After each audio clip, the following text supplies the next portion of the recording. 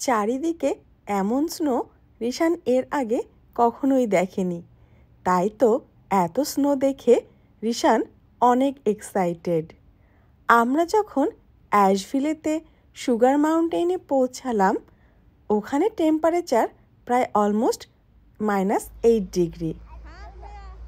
তুমি হাত দিয়ে নাও, তুমি হাত দিয়ে নাও, তুমি হাত দিয়ে নাও। হ্যাঁ হ্যাঁ, এই যে দাও, আম্মুকে মারো মারো। খুব সুন্দর হয়েছে।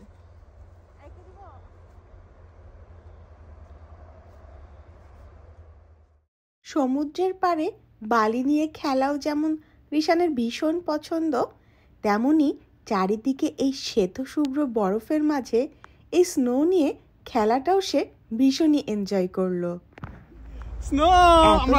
ও যেহেতু ছোট ছিল তাই ঠান্ডা লেগে যাবে এই ভয়ে আমরা কখনোই স্নোতে আসিনি, কিন্তু এবছর ও একটু বুঝতে শিখেছে। আর শার্লোটে একটু স্নোফল হওয়াতে ও ভালোই খুশিও ছিল।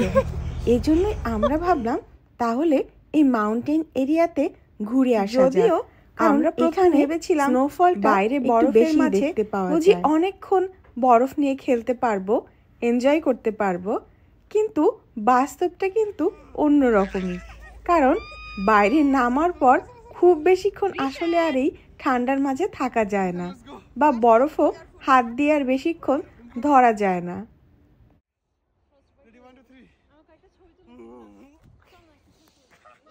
ওই যে দূরে পাহাড়ের উপর দেখা যাচ্ছে কত কত বরফ জমে আছে। ওই পাহাড়ের উপর উঠতে পারলে যদিও ভালোই হতো, কিন্তু এই বরফের ভিতর থেকে গাড়ি চালিয়ে যাওয়াটাও কিন্তু বেশ দুষ্কর কাজ। আমরা যেখানে ঠান্ডায় কাহিল হয়ে যাচ্ছি, রিশানকে তো সেখানে বরফ থেকে কিছুতেই সরানো যাচ্ছে না।